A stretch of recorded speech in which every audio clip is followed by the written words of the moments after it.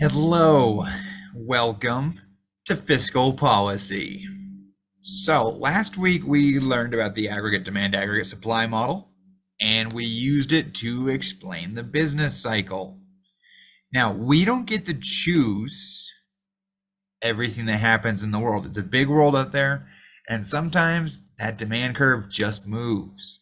Sometimes the supply curve just moves.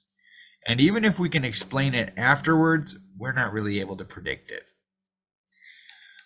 But we can respond to these movements. And so let's talk about what that means. We're using Keynesian economics. I've mentioned that a couple of times now.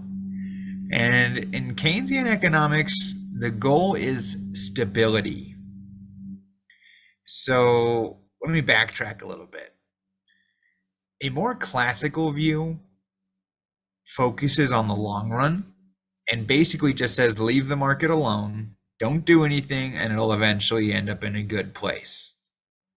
And that, as far as the aggregate demand model, fits because eventually, if you wait long enough, that short run aggregate supply curve will adjust and make it work. Right? That was one of the things we learned. But that can take years.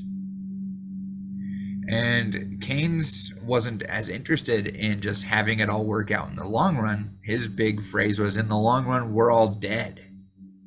And so he wanted short-term action to fix the economy now, which we kind of mentioned it last week. There are ways to manipulate the aggregate demand curve, right? The government can increase spending to increase G, which increases aggregate demand. Or they could cut taxes, which raises consumption and investment, which increases aggregate demand. They can cut spending or raise taxes to decrease it, right? Like we can move the aggregate demand curve. And so instead of having this big boom and bust cycle where it goes up and down and up and down and up and down, Keynes's hope is to stabilize it, to have what's called expansionary policy during bad times. Okay, expansionary policy should remind you of expansionary periods. Expansionary policy increases GDP by increasing aggregate demand. Increasing aggregate demand makes GDP rise. And that's something that Keynes said we should do during bad times. Hey, we're in a recession, boost spending or cut taxes.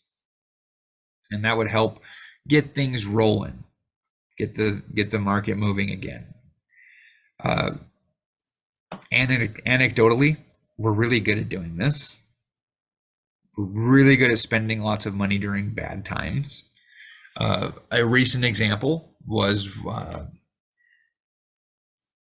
let's see, when COVID first hit, like in 2020, the very first care package was $2 trillion of spending, which went all over the place. A lot of it went to health, a lot of it went to bailing out state governments, a lot of it went to just keeping businesses afloat. There were all kinds of stuff. It's pretty interesting.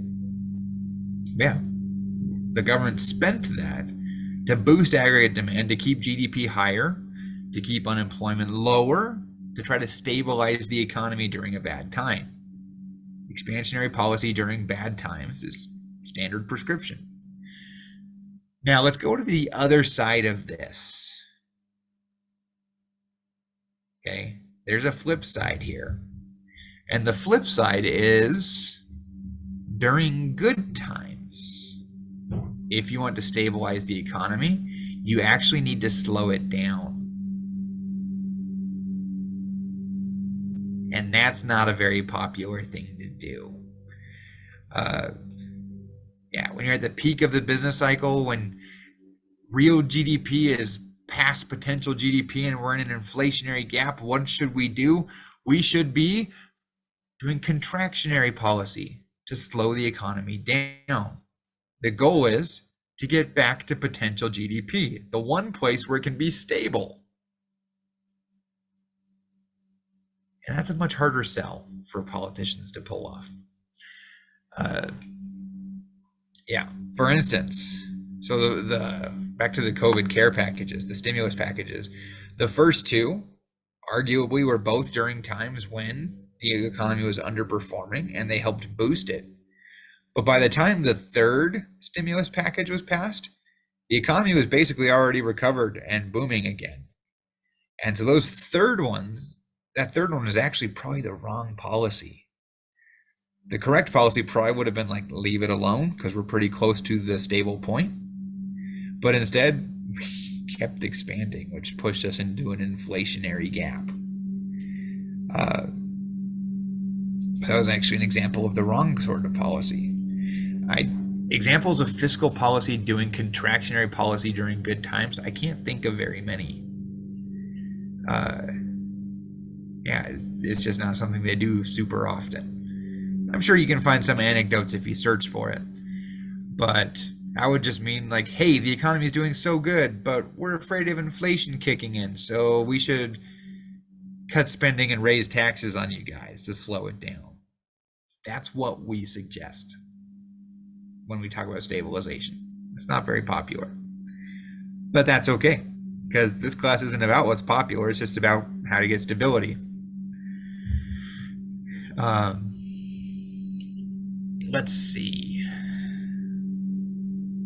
Some side topics with this. One, behind me, I have the debt clock, which actually, if you look at it in real time, is pretty crazy. Yeah, you should actually, I'll just let you do it on your own. Check it out. Go to usdebtclock.org and all these numbers will be moving really fast. But in this case, I took this screenshot a couple days ago. Maybe it was last night. I don't know. But we had $30.7 trillion of national debt, $92,000 per citizen, or $244,000 per taxpayer. And there's a bunch of other numbers on here. And if you're on the webpage, there's a bunch of other ones that are even farther down. So yeah. Here's the thing. When you talk fiscal policy, during bad times, when GDP is low, if you cut taxes and raise spending, the government's going to have to borrow money to do that probably. Yeah, deficit spending is when you spend more than you've earned or than you've brought in. And during recessions, GDP is low, so they're already collecting less taxes. And then if you cut taxes or give tax breaks, or if you raise spending, that pushes the government finances even farther out of whack. And so during recessions, we usually will see governments borrow money. Or if they chronically borrow money, we usually see them borrow more money. Now, a couple of things on here. Look at this. Okay, in the last, so our annual rate right now is that the federal government brings in $4.4 trillion of tax revenue, but they're spending $6 trillion. And so they are borrowing $1.5 trillion this year. It's a $1.5 trillion deficit. It's just kind of interesting. Anyway. Yeah. Now, if we were to follow carefully the stabilization policy, we probably wouldn't see national debt that looked like this. Because during good times, we would raise taxes and bring in tons of revenue. And that would pay off some of these debts, or at least reduce the increase in debt. So this Keynesian idea of spending money during recessions is not meant to have endless borrowing. He's wanted us to also have contractionary policy during good times, but that's okay. Let's see, other anecdote. There's also discussion in this chapter about automatic stabilizers. So we're talking stabilization policy, trying to get towards that potential GDP. There are some policies that automatically do that. Income taxes is one example. When you're in economic good times and lots of people have well-paying jobs, the government collects a lot of income tax. So taxes go up during good times. And then during bad times, when everyone loses their jobs and national income goes down, the government collects less income tax. And so they're cutting taxes during bad times. There are a few others listed. You should look into them.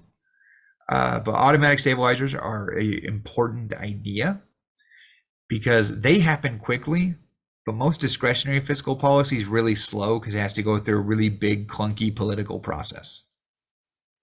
And in the case of like that third COVID stimulus package, it's possible that it takes long enough to happen that it ends up happening at the wrong time. Because arguably, that third COVID stimulus was after the recessionary gap and just contributed to a larger inflationary gap and helped fuel our current inflationary situation. It's not the whole thing. I'm not going to blame it all on the government. There's a lot of, COVID was a negative supply shock that raises prices. There are international pressures raising prices. This thing is happening all over the world, this inflationary surge. But probably a couple percentage points of it we can blame on excess spending by our government. So, yeah. If the policy is too slow, it might come at the wrong time. So automatic stabilizers are really helpful. Anyway, I think that's probably a good enough primer on this. I've got a lot of videos that I think will be helpful to you.